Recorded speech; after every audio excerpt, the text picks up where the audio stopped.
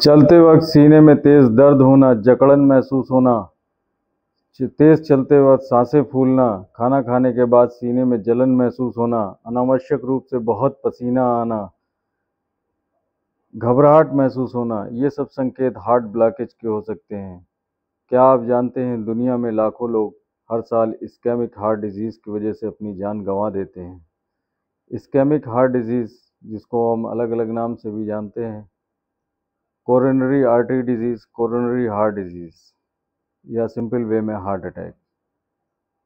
हमारा हार्ट 24 घंटे वर्क करता है और एक मिनट में हार्ट 24 घंटे वर्क करता है और एक मिनट में 80 या 100 बार धड़कता है। जिस तरह हार्ट ऑक्सीजनेटेड ब्लड पूरी बॉडी को सप्लाई करता है और उसका न्यूट्रिशन करता है, इसी तरीके से हार्ट खुद की मसल्स को भी न्यूट्रिशन ब्लड सप्लाई करता है, जो दो आर्टरी द्वारा पूरी होती है, आरसीए और left man. RCA blood 30% blood muscles को सप्लाई करती है और लेफ्ट मैन 70% ब्लड सप्लाई करती है हार्ट मसल्स को।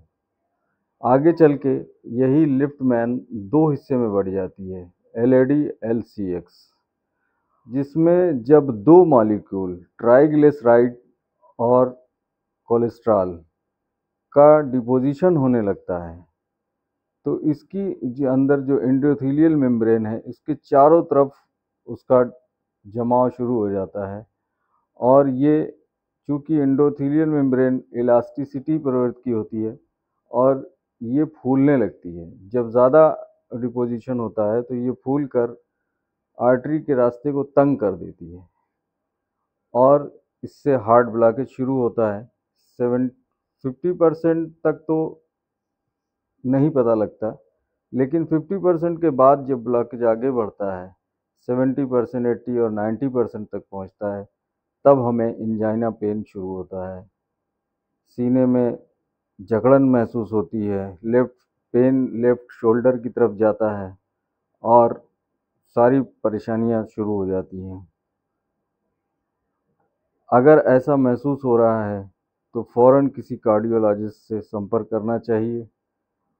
कार्डियोलॉजिस्ट आपकी जांच करके, जैसे ईसीजी करके या 2D ईको करके इसको कंफर्म करता है कि आपके हार्ट में ब्लॉकेज है और ट्रीटमेंट शुरू होता है।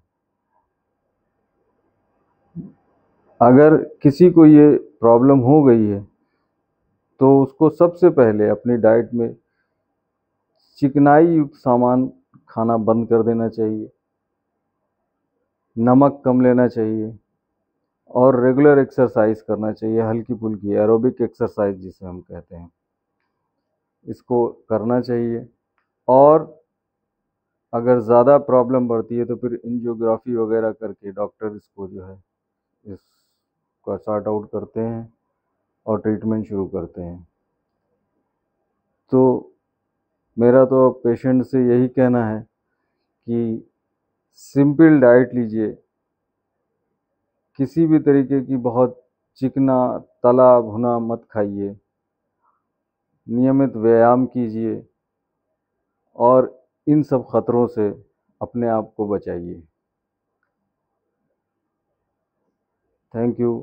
अगर आपको वीडियो अच्छा लगे तो प्लीज़ सब्सक्राइब करें, लाइक करें। मैं डॉक्टर कादिर फिर आपके सामने आऊँगा कोई नई डिजीज़ लेकर।